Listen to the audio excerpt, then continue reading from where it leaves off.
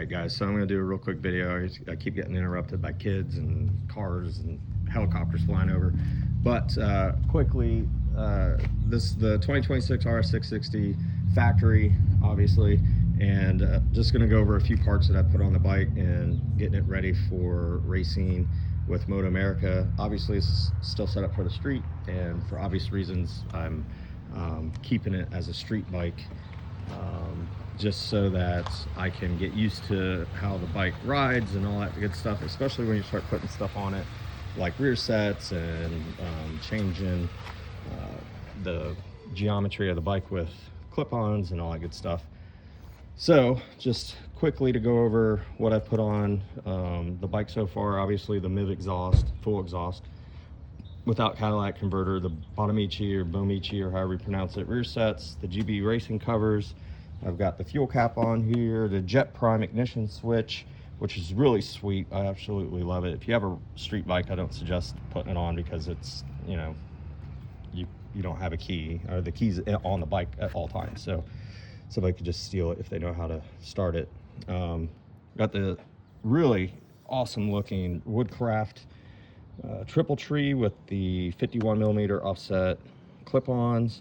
Now these clip-ons do have a 1-inch riser on it, and typically for race bikes you don't put 1-inch risers on race bikes, but if you know anything about Aprilias, the 660s, the race bodywork, you're gonna have to cut out sections of the bodywork for it to fit.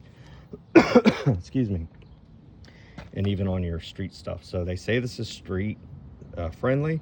I'd say kind of. Because obviously you can see it's super close and then it actually hits the fairing. Now I don't have the steering stops in yet, they go on there, but once you put the steering stops in, I'll put it to where it stops right there. But look at, you don't have much mobility, and that's typical for like a race bike. So I'm used to it, not having a lot of mobility in like parking lots or pit area. But if this is your street only bike, it can be kind of cumbersome and kind of a pain in the ass to deal with. So just be advised. And then Woodcraft does provide a relocation bracket for the reservoir right here. So obviously I don't have it on yet because it mounts right here to the end, at the end of this clip-on bar. But when I get my new stainless steel brake lines, I'm going to do that and all the other brakes and all that good stuff at the same time. So I will relocate it because it is super close to the fairing. But yeah, I mean, it looks good. And then I did put new grips on, which these grips are just absolutely amazing. I love them. Oops, I didn't type that. I need to tighten that up. And then I've got the Spider front brake lever protector, which is mandatory. For the street, I bought these knockoff mirrors, which actually work really well. They have a real nice pull to it. You know, it's a nice stiff pull, so the wind's not gonna just blow it shut like some cheaper ones. But they look absolutely killer on the bike. I love the look of it. So whenever I do ride on the street, I do have that. And then the blinkers are integrated to the headlight. So on the 2026, when you flash the ECU, it doesn't automatically do that. So you have to buy a like a module to plug in to the front. Pretty easy to do, but just be advised. But there's so many other parts that I bought for the bike I haven't even installed yet, that are sitting all over here. Obviously I put the velocity stacks from V2 Moto, those are already on the bike. All the prime stuff. Oh yeah, I've got this this from Roebling Engineering. It's the rear brake, like the flip, it flips it so it takes the rear brake bracket from the bottom mount and it mounts it to the top, so it makes tire changes a lot easier.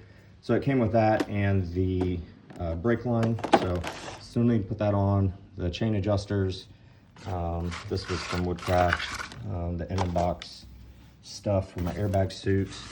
I got all kinds of like pressure switches and excuse me, Jet Prime, you know, little delete bypass plugs and stuff like that. So when you start unplugging stuff like, you know, your blinkers or your headlights and stuff like that, it doesn't throw codes for when you go race on the track. So all these things, they're fairly cheap. They do add up fast when you buy a whole bunch of them. So I got a few of them in here. And then I've got the ABS delete kit. I got a whole bunch of titanium bolts for the calipers, banjo bolts, titanium banjo bolts, new chain, sprocket. There's more titanium bolts here, more titanium bolts here, banjo bolts with bleeders on them.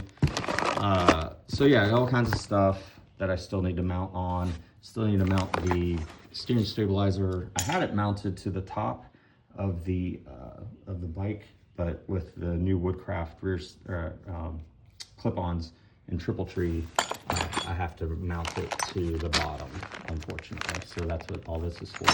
So I still have a good amount of stuff to put on yet, but yeah, I mean, it should be race ready, ready for the track here fairly soon. I'm getting there, but she is a fun bike, and I cannot wait to get it out on the track and have some fun with it. But Race Body Works coming. We've got decals on their way as well. So be tuned to see what the bike will look like here very soon. All right, guys, take it easy. Let me know if you have any questions.